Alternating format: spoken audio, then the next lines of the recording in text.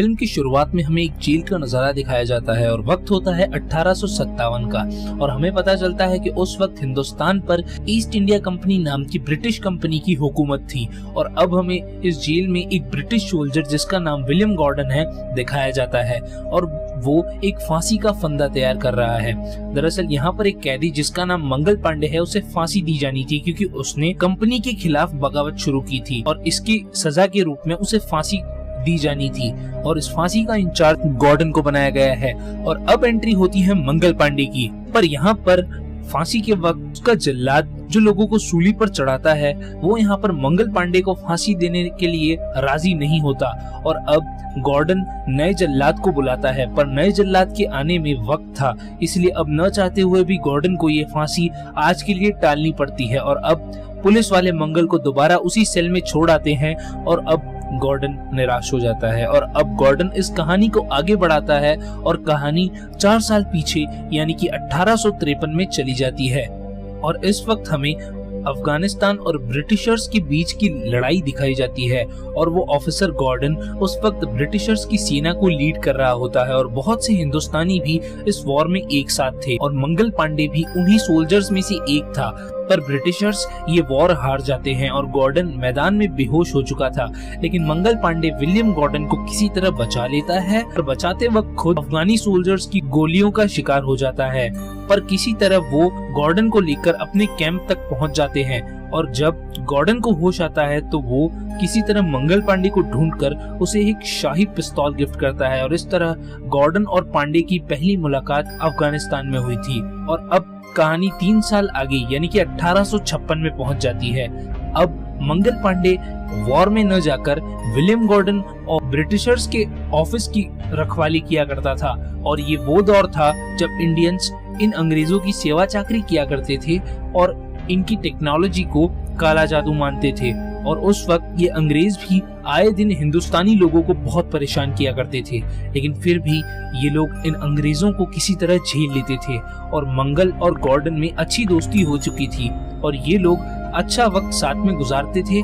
मजे किया करते थे। अब क्योंकि मंगल एक ब्राह्मण था तो वो रोज पूजा पाठ करके ही अपने काम पर जाया करता था। एक दिन गॉर्डन को ब्रिटिश गवर्नमेंट का सीनियर ऑफिसर आकर नई बंदूकें दिखाता है जिन्हें अब यूज किया जाना था, जो पिछली बंदूकों से ज्यादा किफायती और भरोसेमंद थी। लेकिन चारों तरफ ये अफवाह फैल गई कि नई बंदूक में सुअर और गाय की चर्बी से इस्तेमाल होने वाली कार्टेज यानी कि कारतूस लगी हुई है जिसे मुंह से फाड़ कर अलग करना पड़ता है। और जब ये बात मंगल पांडे को पता चलती है तो वो और बहुत से सोल्जर्स इसका विरोध करके अपने सीनियर ऑफिसर्स के पास जाते हैं। दरअसल ब्रिटिशर्स अपनी फौज में हिंदू और मुस्लिम लिया करते थे, जहां हिंदुओं के लिए गाय का मांस वहीं मुसलमानों के लिए सुअर का मांस हराम था। और जब ये बात उस ऑफिसर को बताई जाती है तो वो इसे अफवाह कहकर टाल देता है और अब ये सारे सोल्जर्स भी उसकी बात मान लेते हैं और कुछ दिनों बाद इनके गांव में एक मेला लगता है जहां सारे गांव वाले इस मेले की वजह से बंदूकों की बात तक भूल गए थे और गॉर्डन अपनी पत्नी के साथ इस मेले में आया था और यहाँ मंगल और गॉर्डन के सामने इसी मेले में एक लड़की जिसका नाम हीरा था उसे नीलाम किया जा रहा था, जिसे देखकर गॉर्डन की पत्नी हैरान थी क्योंकि ब्रिटिश गवर्नमेंट ने 100 साल पहले ही ब्रिटेन में गुलामी की प्रथा समाप्त कर दी थी, पर यह प्रथा आज भी हिंदुस्तान में मौजूद थी। और अब गॉर्डन अपनी पत्नी को बताता है कि ब्रिटिश गवर्नमेंट ऐसे ही लड़कियों को खरीदता और बेचता है और फिर उनसे अपने गोरे सोल्जर्स के एंटरटेनमेंट के लिए यूज करता है। और अब ये सब यहाँ से चले जाते हैं और मंगल भी उस लड़की को लाचारी से देखकर अपना मुंह मोड़कर यहाँ से चला जाता है और बाद में उस लड़की हीरा को कोठे पर यानी कि प्रोस्टिट्यूट हाउस में खरीदकर अंग्रेजों को लुभाने की ट्रेनिंग दी जाती है। और अब हमें गॉर्डन देखने को मिलता है जो कि एक पार्टी में अपने सीनियर ऑफिसर के घर आया हुआ था और उसका वो ऑफिसर उसे बताता है कि ईस्ट इंडिया कंपनी और ब्रिटिश गवर्नमेंट चाइना में ओपियम यानी कि अफीम बेचना चाहते हैं, पर चाइना के सुल्तान नहीं मान रहे और अब ब्रिटिश गवर्नमेंट और चाइना के बीच एक जंग होने वाली थी जिसके लिए इंडियंस को भेजा जाना था। पर गॉर्डन कंपनी के डार्क सीक्रेट्स जानता था और जब वो इसके खिलाफ आवाज उठाता है तो उसकी बातों पर ध्यान नहीं दिया जाता बल्कि उसके सीनियर्स उसी का मजाक उड़ाते हैं। दरअसल गॉर्डन के दिल में इंसानियत जिंदा थी और वो इन इंडियंस को भी इंसान मानता था, लेकिन अब वो ब्रिटिशर्स के फायदे के लिए इंडियंस को कुर्बान होते नहीं देख सकता था, पर वो कुछ नहीं कर सकता था और वो मजबूर था। और अब वो यहाँ बेबसी से चला जाता है। अगले दिन गॉर्डन की पत्नी भी इंग्लैंड चली जाती है और गॉर्डन उस जगह जाता है जहाँ मंगल पांडे और बाकी सोल्जर्स को नई बंदूक की ट्रेनिंग के लिए बुलाया गया था, जहाँ एक ऑफिसर उन्हें बताता है कि इन लोगों को कारतूस यानी कि कार्टेज की सील को मुंह से फाड़कर बारूद और गोली बंदूक में भर के शूट करना होगा, जिससे इनका वक्त बचेगा। अब वो इन लोगों को आगे आकर यही चीज करने को कहता है, पर कोई आगे नहीं आता क्योंकि सबको लगता है कि कार्टेज की सील सुअर और गाय की चर्बी से बनी है और कोई भी हिंदुस्तानी ये करने से मना कर देता है। और यहाँ इनका सीनियर आकर गॉर्डन से कहलवाता है कि कंपनी इनका भला चाहती है और इस कारतूस में कोई चर्बी नहीं है। और मंगल पांडे गॉर्डन की बात सुनते ही तुरंत आगे आकर उस कार्टेज को मुंह से फाड़कर गोली चलाता है। दरअसल पांडे को सिर्फ और सिर्फ गॉर्डन पर भरोसा था और वो उसकी बातें मानता था क्योंकि गॉर्डन एक अच्छा इंसान था। और ड्यूटी के बाद सारे सोल्जर्स मंगल से नाराज होकर उससे गुस्सा होते हैं, पर मंगल उन्हें समझाता है कि गॉर्डन एक अच्छा इंसान है और वो इंडियन से झूठ कभी नहीं कहेगा। और अब वो गॉर्डन से मिलने चला जाता है। आज पहली बार मंगल के दिमाग में कई सवाल थे कि आखिर कंपनी क्या है और ये ब्रिटिश गवर्नमेंट कैसे काम करते हैं और वो क्यों इन इंडियंस को यूज कर रहे हैं। और गॉर्डन मंगल को बताता है कि कंपनी और ब्रिटिश गवर्नमेंट रावण की तरह है, यानी इनके 10 सर है जो लालच के गोंद से आपस में चिपके हुए हैं। और अब मंगल कार्टेज की बात भी पूछना चाहता था कि क्या वो सच है या नहीं, पर तभी यहाँ पर बहुत से लोग एक आदमी का अंतिम संस्कार कर रहे थे और वो उसकी पत्नी को भी उसके साथ ही जला रहे थे। दरअसल ये सती प्रथा थी जो उस वक्त लोग माना करते थे और पति के मरने के बाद उसकी पत्नी को भी उसके साथ जला दिया करते थे। लेकिन गॉर्डन और पांडे की नजर इन लोगों पर पड़ चुकी थी और वो उस लड़की को बचाने भागे। कई गांव वालों ने गॉर्डन और पांडे का विरोध भी किया, पर ये दोनों किसी तरह उस लड़की को बचाकर गॉर्डन के घर ले आए। पर तब तक वो लड़की बेहोश हो चुकी थी और गॉर्डन उसे गांव वालों से बचाने के लिए अपने घर में रेस्ट करने देता है। और अब मंगल भी अपने घर चला जाता है। सुबह जब उस लड़की को होश आता है तो पहले तो वो गॉर्डन से डरती है, लेकिन गॉर्डन उसे भरोसा दिलाता है कि वो उसे कुछ नहीं करेगा और वो लड़की उसे अपना नाम बताती है। दरअसल इस लड़की का नाम ज्वाला था। अगले दिन जब गॉर्डन काम पर जा रहा था तब गांव के सरपंच उस लड़की को लेने के लिए गॉर्डन के घर पहुंचे, पर गॉर्डन ने उन्हें साफ कर दिया कि अगर उस लड़की को कुछ भी हुआ तो वो इन गांव वालों को छोड़ेगा नहीं। और जाते जाते लड़की को वादा करता है वो उसकी हिफाजत करेगा और घर के बाहर कुछ गार्ड्स को तैनात करके अपने काम पर चला जाता है।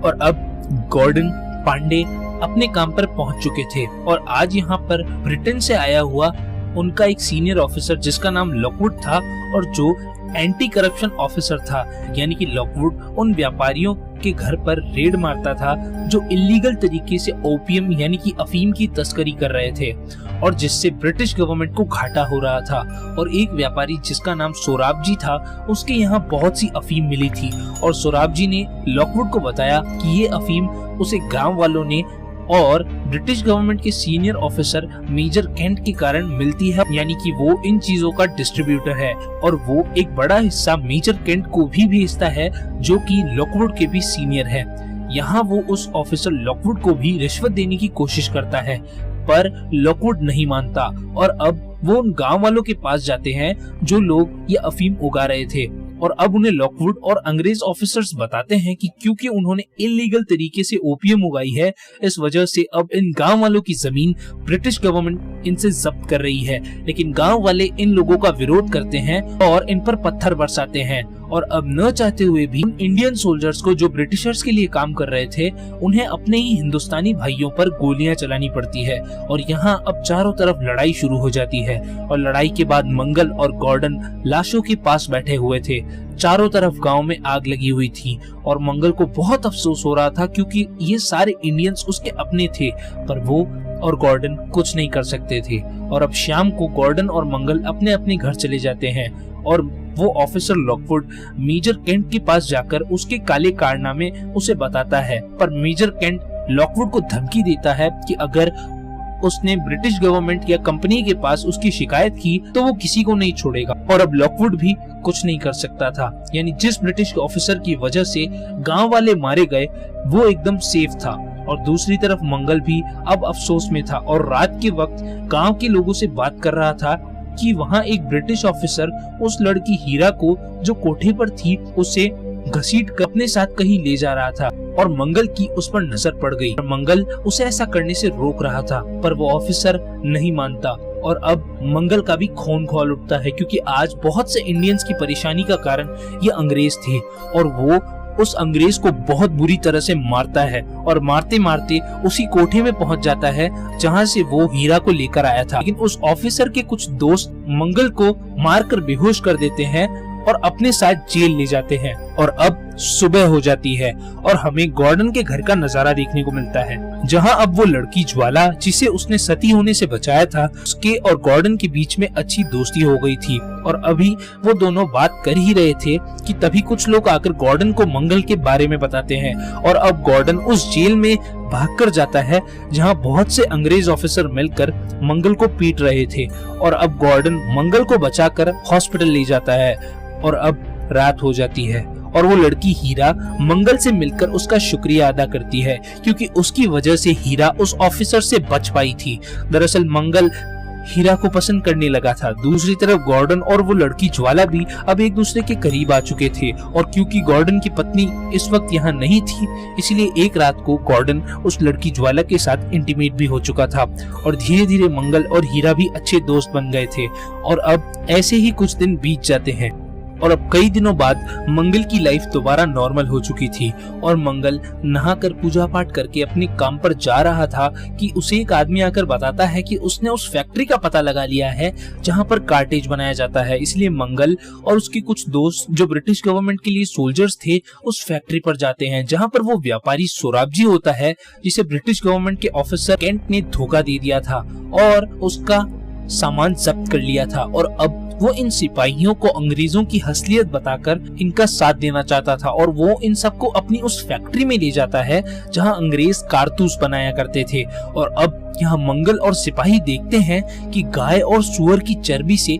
कार्टेज बनाया जा रहा है, यानी वो अफवाहें सच थी और अंग्रेजों ने इन लोगों से झूठ कहा था। और अब मंगल और उसके साथियों का खून खौल उठता है और मंगल सीधा गॉर्डन के घर जाकर उसे सारी बात बताता है और उससे नाराज होता है क्योंकि मंगल को सिर्फ गॉर्डन पर भरोसा था और उसके कहने पर ही मंगल ने कारतूस का इस्तेमाल करना शुरू किया। पर अब वो उससे कहता है कि वो और उसके साथी अंग्रेजों की ईंट से ईंट बजा देंगे और वो यहाँ से चला जाता है। और अब गॉर्डन को भी पछतावा होता है क्योंकि उसकी वजह से मंगल और कई लोगों का धर्म भ्रष्ट हो गया था और अब वो वही करेगा जो उसका दिल करेगा। इसीलिए अपनी गलती को सुधारने के लिए अगले दिन गॉर्डन अपने सीनियर ऑफिसर्स के पास जाकर उनसे रिक्वेस्ट करता है कि वो इस कारतूस के इस्तेमाल को रोक दें, पर ऑफिसर्स कंपनी का फायदा देखते थे और गॉर्डन की बात नहीं मानते और फैसला करते हैं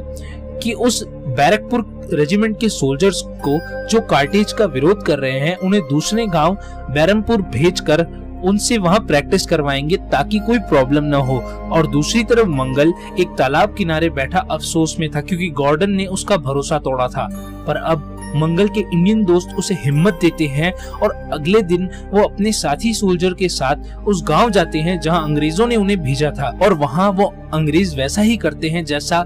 उन्होंने सोचा था। पर बहुत से इंडियन सोल्जर्स जो कंपनी के इस कार्टेज का विरोध कर रहे थे उन सबको गांव ले जाकर इनसे जबरन कार्टेज का इस्तेमाल करवाने की कोशिश कर रहे थे। गॉर्डन भी यही था पर वो कुछ नहीं कर सकता था और अब मंगल उनके सामने आकर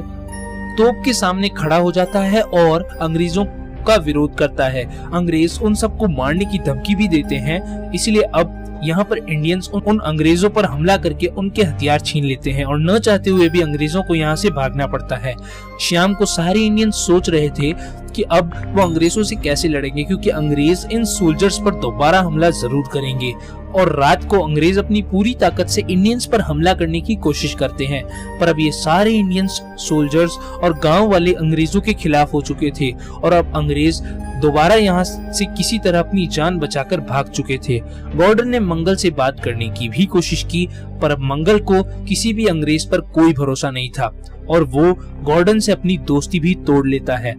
गॉर्डन और वो सारे ऑफिसर अपने सीनियर्स तक पहुंचकर उन्हें बैरकपुर की रेजिमेंट के बारे में बताते हैं जिसने कंपनी के खिलाफ बगावत छेड़ दी थी, और गॉर्डन उन्हें नसीहत देता है कि कंपनी को चर्बी वाले कार्टेज को बदल देना चाहिए, वरना ये बगावत आंदोलन का रूप ले लेगी। पर वो सीनियर्स गॉर्डन की कोई सुनवाई नहीं करते और फैसला करते हैं कि बैरकपुर की उस गद्दार रेजिमेंट के लिए ये लोग रंगून की खास रेजिमेंट को बुलवाकर उस रेजिमेंट पर हमला करके उन्हें अपने कंट्रोल में ले लेंगे। दूसरी तरफ वो रेजिमेंट जिसने अंग्रेजों से बगावत कर दी थी, अब वो लोग अलग अलग राजाओं और नवाबों के पास जाकर उनके सपोर्ट मांग रहे थे और अंग्रेजों से किसी तरह दिल्ली हथियाने की प्लानिंग कर रहे थे। और कई सारे राजाओं ने इन्हें 1 अप्रैल से पहले किसी तरह दिल्ली पहुंच जाए और वहां पर राजाओं और नवाबों की सेना इन सैनिकों के साथ जुड़कर अंग्रेजों से जंग की शुरुआत कर देगी। पर इस दौरान होली का वक्त आ चुका था, जहां अंग्रेजों ने फैसला किया कि 1 अप्रैल 1857 को वो रंगून रेजिमेंट के जरिए बगावती सोल्जर्स पर हमला करेंगे। पर ये खबर बगावत करने वाले सोल्जर्स को पता लग चुकी थी, इसलिए वो फैसला कर चुके थे कि 29 मार्च तक सेना इकट्ठी करके दिल्ली तक पहुंचना है और अंग्रेजों को जड़ से उखाड़ देना है। पर जाने से पहले ये सब अपने रिश्तेदारों और दोस्तों को अलविदा कहते हैं और मंगल भी अब हीरा को अलविदा कहकर यहाँ से चला जाता है। और अब ये सारे लोग दिल्ली हथियाने निकल पड़ते हैं, पर अंग्रेज किसी तरह इन्हीं के एक सोल्जर के जरिए पता कर लेते हैं कि इनका प्लान क्या है और रंगून रेजिमेंट को 1 अप्रैल से पहले ही आने को कहते हैं। और हिंदुस्तानियों को इस चीज की भनक भी नहीं होती और इससे पहले हिंदुस्तानी सोल्जर्स दिल्ली जा पाते, अंग्रेज इन तक पहुंच गए और इन पर हमला किया। गॉर्डन ने मंगल को समझाने की भी कोशिश की, पर वो नहीं माना और उसने अपने हिंदुस्तानी लोगों के साथ इनका मुकाबला किया, पर ये लोग इस लड़ाई को हार गए। मंगल को भी गोली लग चुकी थी और मंगल को हॉस्पिटल ले जाकर उसका इलाज करवाया गया। उस पर केस भी चला और उसे राजद्रोह के जुर्म में फांसी दी गई और सारे बगावती सोल्जर्स को कैद दी गई। दूसरी तरफ वो राजा और नवाब जिन्होंने मंगल और बैरकपुर रेजिमेंट मदद का वादा किया था, वो अपनी सेना लेकर अब बैरकपुर के लिए निकल पड़े थे, लेकिन उन्हें वहां पहुंचते में बहुत देर हो गई और अब प्रेजेंट का वक्त आ चुका था। यानी कि वो जल्लाद जो कहानी की शुरुआत में मंगल को फांसी नहीं देना चाहता था, उसके रिप्लेसमेंट में नया जल्लाद आ चुका था और मंगल को फांसी दे दी गई। और उसे जब फांसी दी जा चुकी थी तभी यहाँ पर उन राजाओं और नवाबों की सेना पहुंच गई और गांव वालों के साथ मिलकर उन्होंने अंग्रेजों के खिलाफ बगावत कर ली और इस बगावत ने अब क्रांति का रूप ले लिया था। और अंत में हमें बताया जाता है कि मंगल पांडे की वजह से 1857 में क्रांति की एक लहर उठी, जिससे देश को 1947 में आजादी मिल गई। और इसी के साथ ये मूवी यहीं खत्म होती है। उम्मीद करते हैं ये फिल्म आपको अच्छी लगी होगी।